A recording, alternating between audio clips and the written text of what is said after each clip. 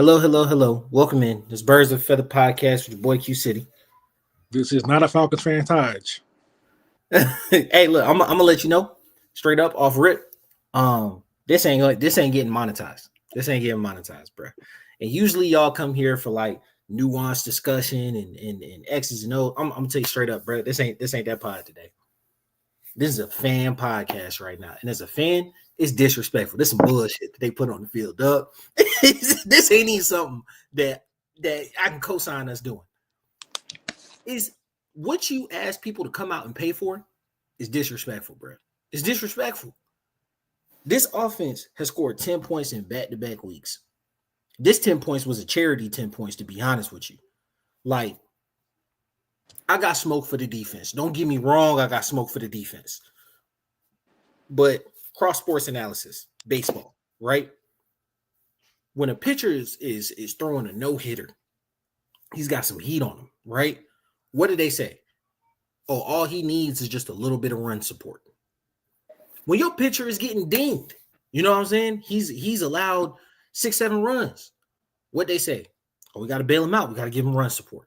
The offense feeds into the defense, bro. That's not just football, but that's a good cross sports comparison right there, bro. The offense feeds into defense, and we've seen it 2 weeks in a row now. We've seen it all season, but it's really prevalent these last 2 weeks that this offense lets this defense down just as much as defense let the offense down. We can't stop the run. We can't run the ball.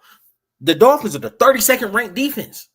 32nd ranked run defense. We had 10 yards at half. I can't do this, man. I can't do this. This shit bad for my health, bro. I got grades. I can't live like this. I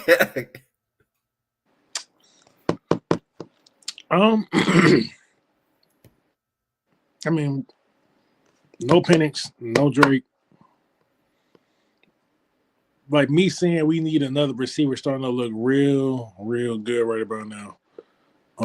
Did Mooney have a catch today? Or did he have a big I know he had that big pass in the front, but I don't know if he actually made a catch or not. I'm not even gonna lie. I wasn't locked into the game once I realized that this was gonna be on X and XX. But yeah. This is not built to ass. This is not built to ass. This is meat to ass. You understand? We got fucked today. We got fucked. You understand me? That 34, the game was really 34-3. Keep it a bean. It was 34-3. I had so many problems with the play calling, bro. But not even the play calling. I had a problem with the coaching instances. One, the fucking challenge. That was stupid. That was a stupid challenge. Well, see, I'm not gonna put that one on Raheem because that's on the replay guy.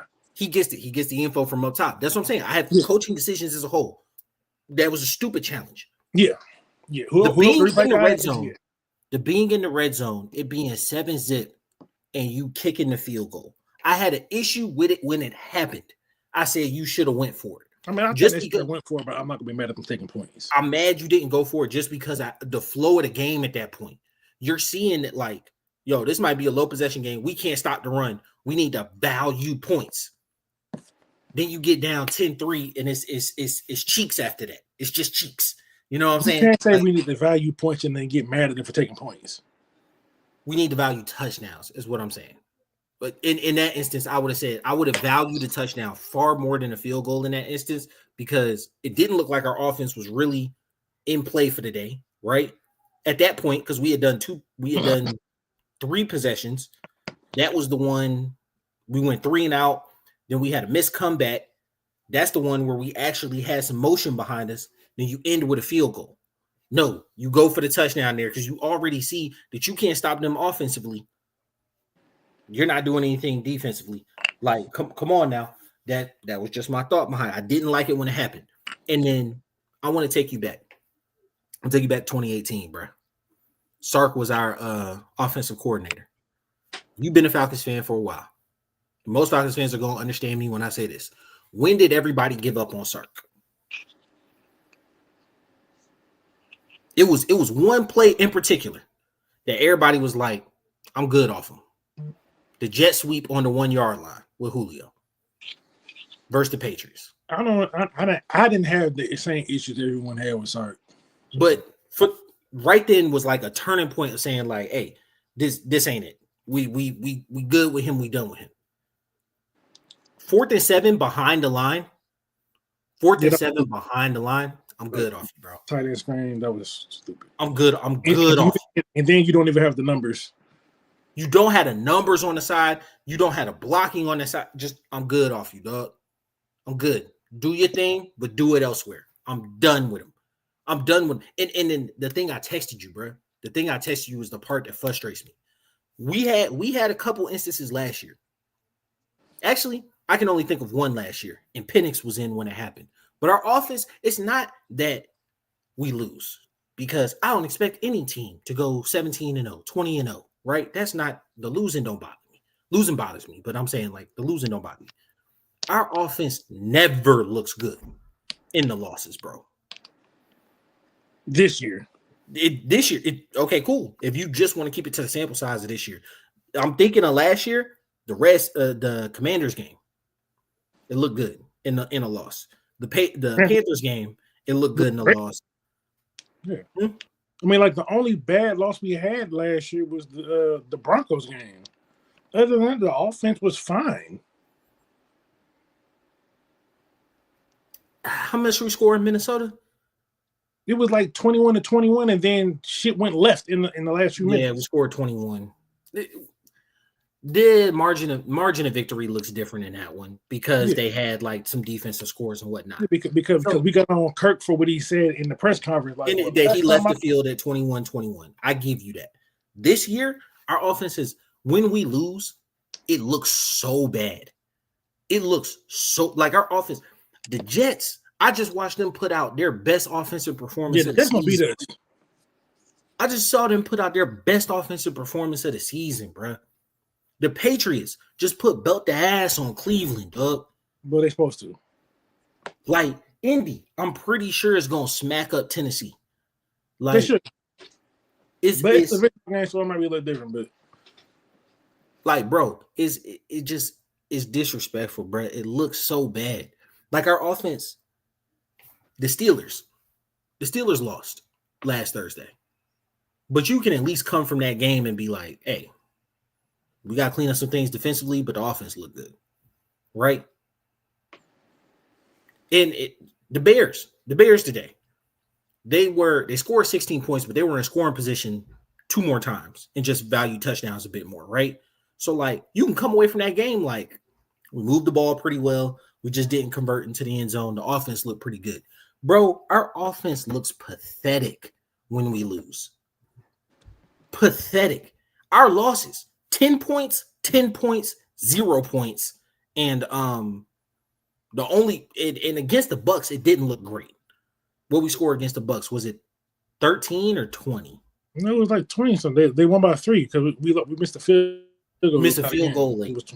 Missed a field goal late, right? But in the offense was moving the ball. It's just in the other games, like the Panthers game, no. And the crazy thing, even with the Panthers game, we still outgained the Panthers in yards. We just didn't get any points. But like these last 2 games, no. You have back-to-back. And you have back-to-back games of stinkers. It's like, so like last week I was trying to be like, and then, okay, like I was telling you, against Minnesota, it's not like we looked amazing. Yeah, but that was the game plan. We just ran the ball. But like the past 2 weeks, like I was trying to give the Niners credit, like, oh yeah, this is Robert Saleh. He had a good screen, but then Miami came and did the same exact thing. So I'm looking at Zach Robinson now. Given, yes, we didn't have Penix, we didn't have Drake, but you couldn't manage nothing. You couldn't scheme nobody open. And it looked like you went to Pitts early in the day and then just was like, "No, I'm good." Like, actually, you're being a little too effective, so I don't want to do anything to you until you go on a tight end screen on 4th and 7. Because it's like I just want people to understand Pitts is not the issue. I don't think he's ever been the issue. It's just he's a unique player and they don't know what to do with him. And then the part that kills me, the announcer's talking about, oh, Bijan's had all day. Bijan didn't touch the ball. He did. Bijan wasn't getting the ball, bro. He did fumble, and I think that played into him not getting the ball. He's your best player, bro. You don't have nobody on that offense. And he put the ball on the ground. He fumbled when y'all were down 17-3. What's your excuse before then? I mean, like you said, they only had 4 possessions. It's disgusting, bro. Because the thing is, I'm gonna use your own context again. They had 4 possessions. They gave them the ball each one of them drives. They just didn't go nowhere.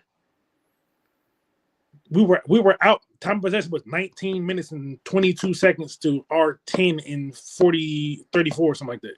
Yeah. Like there was no possessions. So like, how are you going to get him the ball if you run the ball twice, he goes nowhere, and you got to throw it on 3rd downs? And like I said, I got smoke for the defense too, right? What's his name? James Pierce.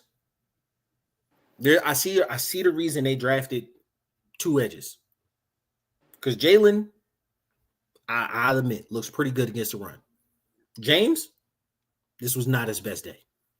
This was not his best day against the run, bro. I don't think you could single out any single individual player against the run in this game, but that's just me. I watched him a couple times get washed.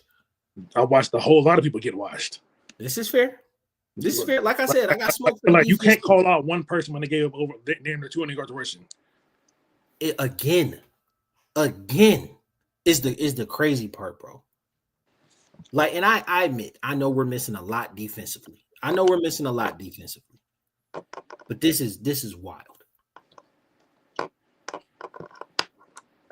This is one of the worst losses I can remember seeing for a while, bro. I mean, just go back 3 weeks ago, or a month ago, where we didn't score at all. You know what? I think Carolina didn't feel as bad, even though it was a divisional opponent, same conference and everything. No, see, the only reason why this game feels worse to you is because you're going to write the Carolina game off as a divisional game, and this one you expected to boat race the Dolphins, and we didn't. So it's like, it's horrible. It absolutely is. And you know what? That makes you revisionist history. People are going to heighten this one because of their own expectations of what the game should have been. And yes, I had high expectations too, but the reality is we a mid-ass team, and the Falcons have showed you time and time again that the moment you start to believe in them, they're going to let you down. Every time. Every single time. So it's like, am I upset? Not really. Am I disappointed? Yeah. But it's like, I kind of saw what this game was going to be like after the first 2 drives. I'm like, oh, okay, well. Oh, this is going to be a can't stop the run, get bent over type of day. All right. Well, okay. See, the thing is, the can't stop in the run thing don't become an issue if the offense is able to move the ball. You feel me? So it's like as long as we're able to move the ball, and but if teams are able to just if they can't move the ball, we're just gonna run it because they can't stop it. They have no reason to change up from that. So Zach Robinson, I'm looking at you now, because like Ulbrich.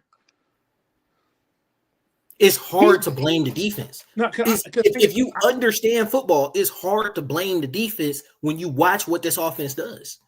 I don't have no smoke for Ulbrich because, like, as a cook, you can only work with the ingredients you got. Which is you can't do nothing more than that. Yeah, and he's been making some good meals, so it's like people are gonna be like, "Oh, this defense is fugazi," but I'm like, we've been the number 1 defense the past 7 other games.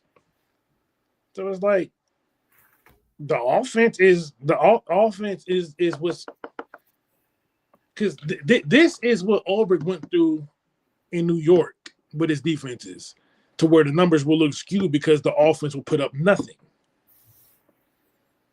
And the crazy thing is we have talent on offense. I believe Penix is a talented quarterback. I believe Drake London's a good receiver. Pitts is a good tight end. Bijan's an elite running back. O-line is above average. But it's just like at some point, Zach Robinson, like the tweet I sent you earlier, at some point, Zach Robinson had to stop making the offense about him and about the players. Because what is he doing to maximize his players instead of maximize his own ego? And your ego can't feel great when you see it consistently not being executed. Right. Because you just had 2 teams line up in the box and be like, all right, pass it, because you're not running. And I get it. You're talking about, the run plays off the pass or the pass plays off the run in this offense a lot. I trust me. I completely understand it. You had under center play actions with Kirk. You talked about being in a pistol last year because protect his Achilles, and then this year your main focus on staying in the pistol was it gives Penix a better opportunity, and Bijan, the offense is built around him, so he's a special back, and it gives him an opportunity to get a full head of steam going on, blah blah blah, all that jazz with his own blocking scheme. I get it. It's not working, bro. No, the run game is fine. It's just they don't have a counterpunch to make them stop the run. Because the thing is his scheme isn't like his passing schemes are not good enough. Kirk had 58 yards at half. Was it 58? I know at one point again he had 58 yards. I didn't keep track of it. I'm not gonna sing a lot to you. I'll probably go. I'll look into it tomorrow when I get home. But this was just by far one of the most disgusting games I think I've seen in a while. I truly. I don't even like calling for people jobs like that.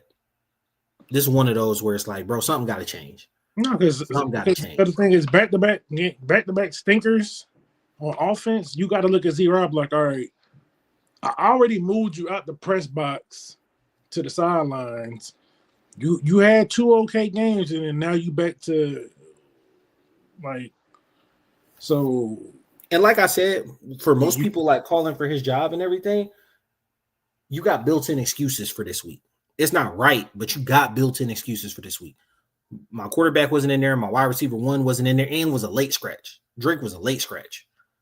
You know what I'm saying? Like, well, it was a little too yesterday, but yeah, Penix was everything you heard all week. Oh, until like Friday, it was like, oh, well, Kirk's taking a bunch of first-team reps. But you know what? Penix tough as hell. We think he's gonna, he's tracking for the week or whatever. Saturday night, Penix out.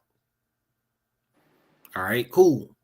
Saturday, Drake out. All right, cool. Then comes this slew of defensive injuries, which Zach Harrison was a bit of a surprise to me. I mean, but he was on the injury report, so Zach Harrison was a bit of a surprise to me. But it's like I thought he would have played even though he was on injury report. But yeah, like we missing the attrition was real. Missing right? What, Diablo, Bowman, Walker, Harrison. So you missing 4 like impact defenders. So it's just a little rough. That's it. You got built-in excuses, right? To where it's like, it's easy to look at this game and be like, oh, we didn't have our guys on offense. We didn't have our guys on defense. We ended up, getting behind the 8 ball.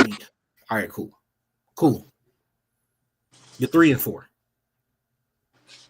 You're 3-4 in the division where Carolina did get the brakes beat off them today, but they still got a win on you and a head-to-head.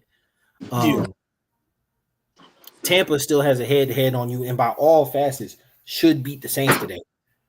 That's going to be a scrappy game, but I got them winning that one. And then, New Orleans only got 1 win right now, but like you're third in the division, bro. Yeah. The third in the division with the Patriots coming up, who look. The Patriots don't look like they lose to teams they're not supposed to lose to, and we look like a team they're supposed to lose to, That's or not team. Huh? That's a well-coached team. Yeah. And something I brought out to you, right? So if you remember Raheem's tenure back in Tampa, right? He started that season 4-2, bro. Mm-hmm. Started that season 4-2. He lost 10 games in a row. Tailspin, couldn't come up out of it. Ended up getting fired after the season before being 10-6. And there was a lot of I kind of remember that season because there was a lot of momentum coming into that season. Mm-hmm. Of like, Tampa, it was 10-6. They had a young quarterback, barely missed the playoffs. Tampa. So a lot of parallels into our season, right? And handling failure is hard. Handling success is tougher. But I think one of the things that is like a line of a great leader is being able to pull up out of a tailspin. I'm not saying we're in a full-blown tailspin. Shit. No, I'm not saying we're in a full-blown tailspin. But Zach Robinson done put up 3 stinkers on offense. Yeah. And he was supposed to be our better coordinator. Yeah, and I'm not saying. And you know what? Hey, you picked Jimmy Lake straight out the gate and realized, hey, that wasn't the best move. You picked Zach Robinson. He showed promise, but it's just like he is getting in his own way. It might not be it, bro. It might not be it. It might not be anything you can really do. Like it might be time to just call it, bro. Because it's like I felt like this for a little bit though, but I think no matter what, whether it be next week or end of the year, I don't think Zach Robinson goes into 2026 as our coordinator. New England is going on their second year. The second year with the quarterback who they feel is really talented. They have an awesome offensive coordinator, probably like one of the better ones of all time. So there's a gap there, right? But if we put up another clanker with everybody back next week, Bijan fails to touch the ball. The offense isn't in sync and isn't intact. Score 10 points again. Defense gets ran over. Yeah. That's when I see the change coming. I don't see the change coming after this week. Honestly, though, another name that whose seat is very hot in my opinion now is Terry. It's injury though. A lot of it is injury based. Okay, look. Here's the thing, right? It's injury, right? But it's your job to fill the depth. If we have no depth, then what? Which I agree, but it's not like you're gonna have Drake was damn near a Pro Bowl wide receiver. 5 years. This is year 5 for Terry. Yeah. Like it ain't like this is year 5 for him. He has yet to fill the playoff roster. Yes, you can blame coaching for that, but you also got to look in the mirror like, where's the depth? Because the only offensive skill position that you got some depth first at is in a good second round in Bergeron. And Bergeron's even 50-50, depending on who you ask. I like Bergeron, but some people don't like him. I like Bergeron. I think he's playing pretty well. Today was not a good day for him. Today was not. It wasn't good for the whole line, besides like maybe Chris Lindstrom. That's what I was about to say. I don't think anybody looked great today. You haven't properly addressed. Well, I mean, you did properly address center. You addressed guard, center, guard. Really properly address it. Like News was fine because of the guards next to him, but you just like, we'll just run with the backup because we want to be cheap. Which makes sense, right? And I understand that. Hold on, give me 1 sec. Phil air. I'm muting.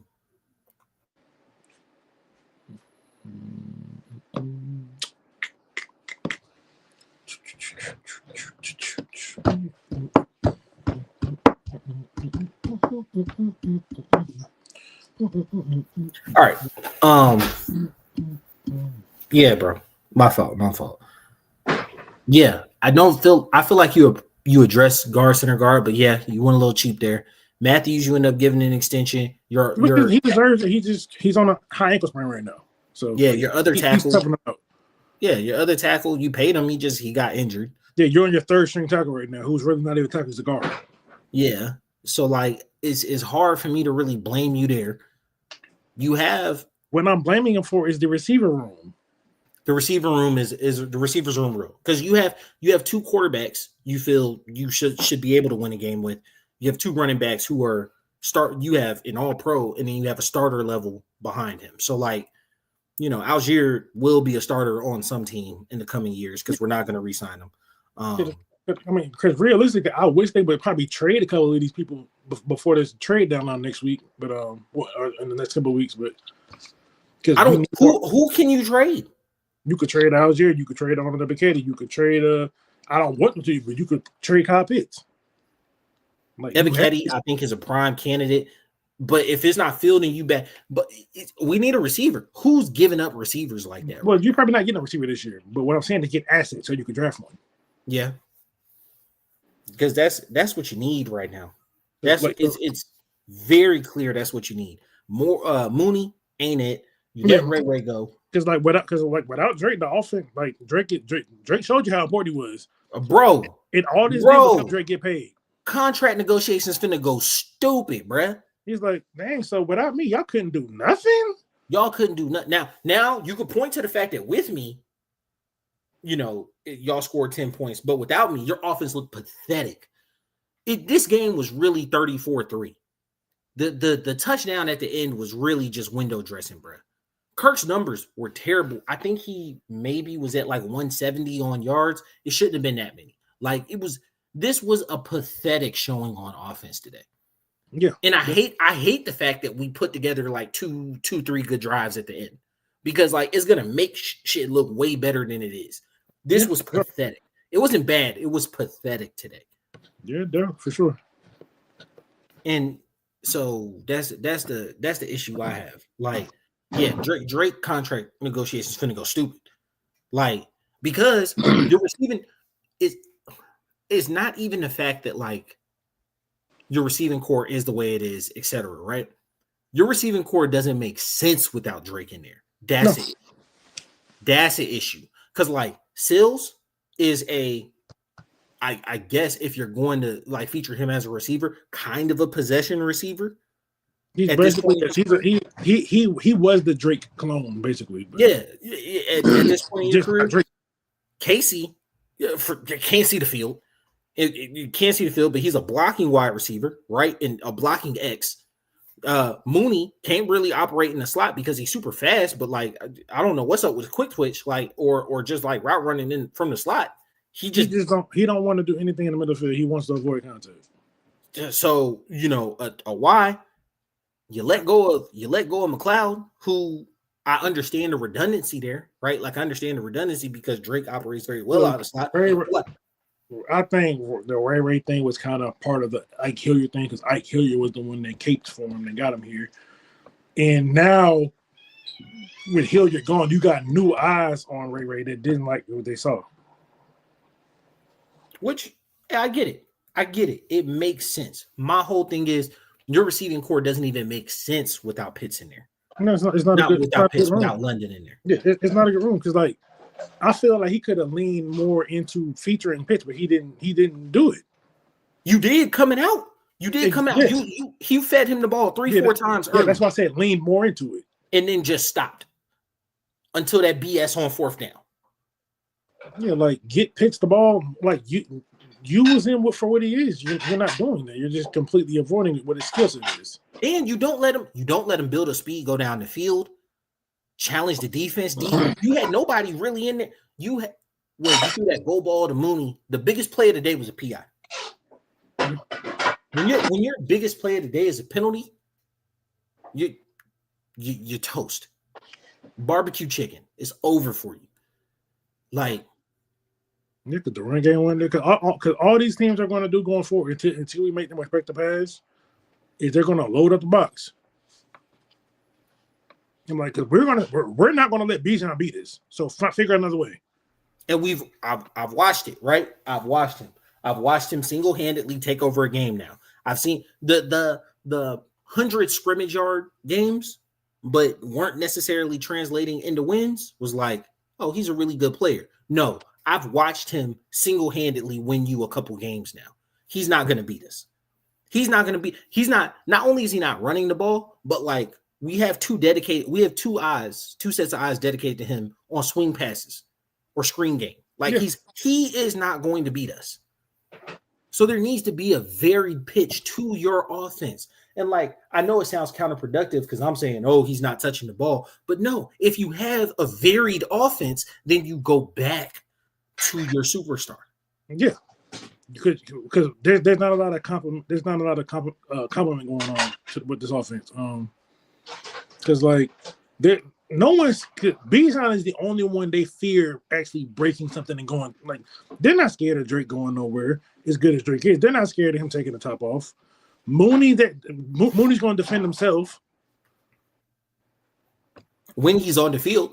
Yeah, and then like the other receivers they're just guys. And I mean that as respectfully as I can.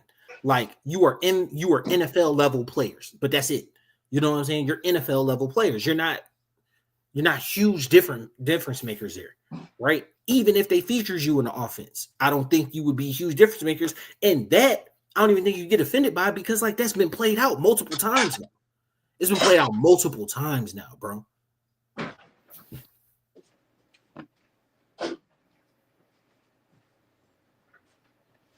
That Tampa Bay touchdown was just terrible just then. Yeah, that was bad. That was bad. When you see it, it's go. Yeah. The Tampa had a free rush at Spencer Rattler. Spence tried to get the ball over him. He jumped up, tapped it, caught it, stiff arm Spence, and then like spun into the end zone. It was tough. So as bad as we are, New Orleans is worse, and that makes it a little better. That makes it a little better. You don't want to make it no better. I expected it to suck anyway. Yeah, but you never want to see New Orleans do good. So that's all my thoughts for right now. I don't think film's going to be kind to anyone. I think it's very easy to call this a burn the film type of week, but I don't think we should. You shouldn't have burned the last one. Yeah, I don't think we should. Because the thing is, you have to learn. If you don't learn from it, there's nothing. Yeah. Given with the main contributors not in this game, the only person that needs to learn from this is Zach Robinson. Like, okay, how can I scheme people up for my next job? Because like I'm not gonna be here much longer apparently. Because it's also like, yeah, I don't see people running open. You know what I'm saying? Like Kirk does his fair share of holding on to the ball. Because like he does his fair share of holding on. Zach Robinson offense is kind of like, I want y'all to beat people.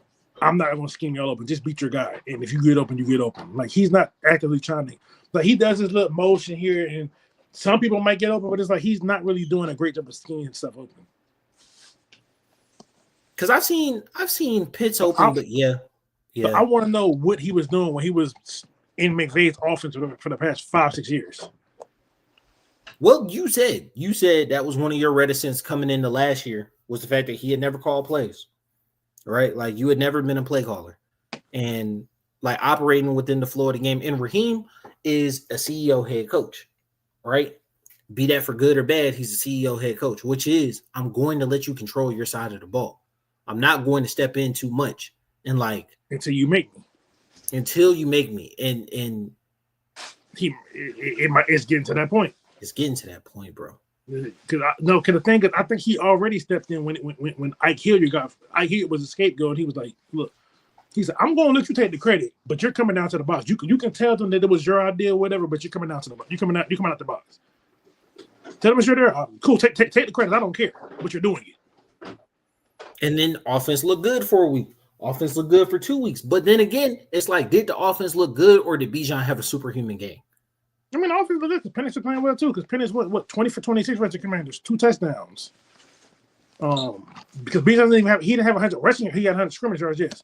And then the Bills game was where Bijan just went nuclear. But even that's what I'm saying. Like Penix still had good games in that.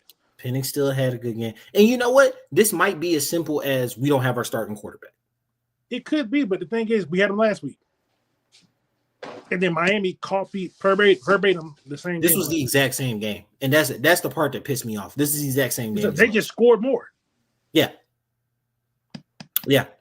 because they had better offensive personnel than the Dolphins, or than San Fran. Yeah, because they got a faster running back, and then they got Waddle. They have better offensive personnel than the San Francisco. So Tua played a fine game, but I don't feel like we got killed by Tua. No. And saying that, wow, the man had 4 touchdowns. Yeah, he had 4 touchdowns, but none of it was like super impressive. Super like Tua was just playing out of his mind or anything, picking you apart. None of that, bro. It was middle of the field digs. Jalen popped one. Couldn't stop the run to save your life. He had a roll right. He had a roll right throw that the running back caught and then kind of spun into the end zone. Yeah. The arrow screen to the running back that was wide open. That he just, Ollie Gordon took off. So it's not like, Tua had 4 touchdowns. Yes, it's going to look like he had a huge stat line. It's not like he picked us apart for the day. No, he didn't. It's not like he picked us apart for the day. I'm still not even sure if he had over 200 yards. He might have. I think he was right at 200. I think he was like 207 or something. He was right at 200. So, but that prop bet didn't cash. Most of my prop bets voided. Yeah, most of my prop bets voided, and they was like, Bijan's not gonna get it. So, It's disgusting. I don't have too much. We'll look at the film. Be back on Tuesday. Sounds good. You got anything to close out, bro? No, that's it. I expect some news tomorrow about something. Because I don't want to hear Raheem come up there and be like, "We'll be better." You said that too many times already. Like, I mean, what do you want to say? We're gonna be worse. Shit's gonna stay the same. I don't know. Like, but I don't want you to come up with this whole somber. Just that's not what we are. If you say that 3 times, that might be who you are. That might be who you are. That's fair. Fair. That might be who you are. So, is he gonna come up? That's not who we are. This and the third. Yeah, it's getting crazy. Yeah. But yeah, that's all we got, folks. It's disgusting. I hate it. We should be better next week. We should loosely on the should. Yeah, we'll see next week. We'll have a for anybody who does watches the live, we'll have a different start time. We'll knock that down, but you don't have to worry about that if you just hit the like and subscribe. Right, hit that bell button so you know whenever we go live, and you'll always be down to hear it. So, as always, please subscribe BOAF Media on all social media platforms. Birds of a Feather Podcast if you're looking for us on Spotify or YouTube, Spotify or Apple Podcasts. Appreciate you guys. Thank y'all. I know it's a hard team to root for. I'm right there with you, bro. I'm right there with you. It's me, your boy, Key City. Your boy, Todd Bravado. We out. Peace.